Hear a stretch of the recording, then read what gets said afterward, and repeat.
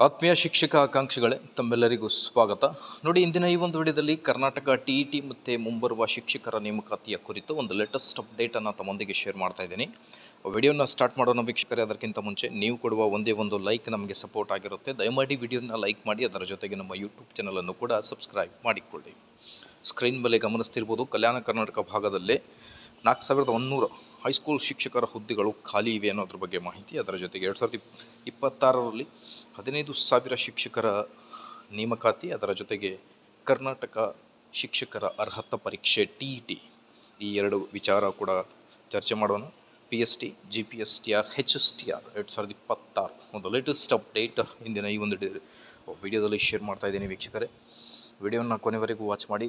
ನೀವೇನಾದರೂ ನಮ್ಮ ಯೂಟ್ಯೂಬ್ ಚಾನಲನ್ನು ಫಸ್ಟ್ ಟೈಮ್ ನೋಡ್ತಾ ಇದ್ದರೆ please like, share and subscribe.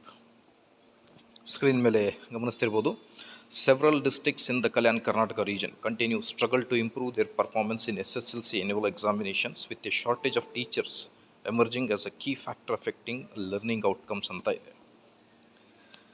Official data ಏನಿದೆ ಅದರ ಪ್ರಕಾರ 4107 high school teachers post remain vacant across 7 districts. ನೋಡಿ, ಕಲ್ಯಾಣ ಕರ್ನಾಟಕ 7 ಜಿಲ್ಲೆಗಳಲ್ಲಿ 4107 ಪೋಸ್ಟ್ಗಳು ವೆಕೆಂಟ್ ಇವೆ. ಓಕೆ, ಸೊ ಹಾಗಾಗಿ of the 11,745 sanctioned post, so only 7,638 teachers are currently in service, leaving a significant staff gap. So I think most probably maybe high school ಶಿಕ್ಷಕರ ನೇಮಕಾತಿ ಕೂಡ ಆದಷ್ಟು ಬೇಗ ಆಗಲಿದೆ ವೀಕ್ಷಕರೇ. ನಿಮ್ಮ ಪ್ರಿಪರೇಷನನ್ನು ಕಂಟಿನ್ಯೂ ಮಾಡಿ. ಆದಷ್ಟು ಬೇಗ ಎಲ್ಲ HSTR, PST, GPSTR ನೇಮಕಾತಿ ಆಗಲಿ. ಮಾಹಿತಿ ಇಷ್ಟದಲ್ಲಿ like, share and subscribe. Thank you.